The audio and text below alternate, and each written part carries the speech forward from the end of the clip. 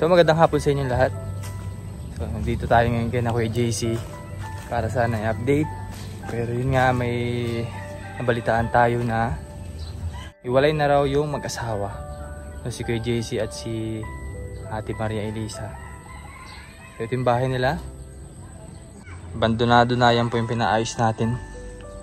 Pinalagyan po ng dingding kasi yung nakaraan po ay halos trapa lamang yung kanyang haligi. Pero ngayon wala ng tao dahil daw po ay madumi na nga niyo. Nagkahiwalay na raw yung dalawa. Wala ng tao. Sayang naman. Kung kailan po pinaayos yung bahay nila, isa ka naman po sila nawala. Ayan. Mabalita ko kasi may nakausap din na po ako sa labas kanina. Isa pong kapitbahay nila.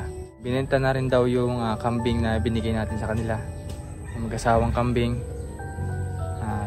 Sa mababang halaga ay binenta nila kasi para may magamit siguro sa pag-iwalay nila or may pamasahe. Ang balita ko kasi nasa Batangas daw si Kuya JC. Tapos si Ate Maria Elisa naman ay nasa Socorro. Ayan. So sayang kasi marami pa tayong pwedeng ibigay sa kanila kung naging maganda yung takbo ng pamilya nila.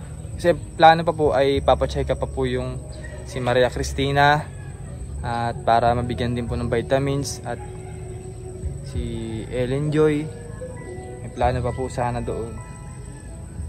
Sayang naman yung nasimulan din natin na tulong para sa kanila na sana ay palago po nila, pero ito po yung outcome.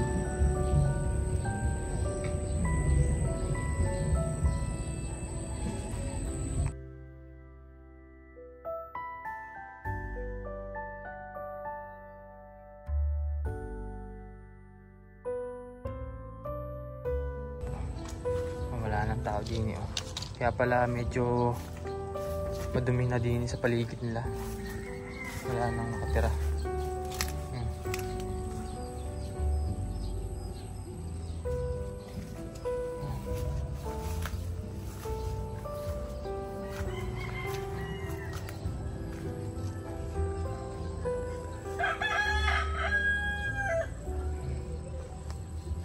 Lamok.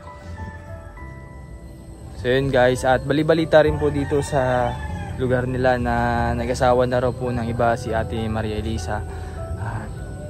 So yun siguro yung naging problema kung bakit naghiwalay silang dalawa. So hindi natin alam kasi plano ko lang naman talaga ay balikan sila, pero yun nga, may nakakapansin po sa kanila na ganun po ang nangyari. Yun po yung pinakang istorya dito sa lugar nila.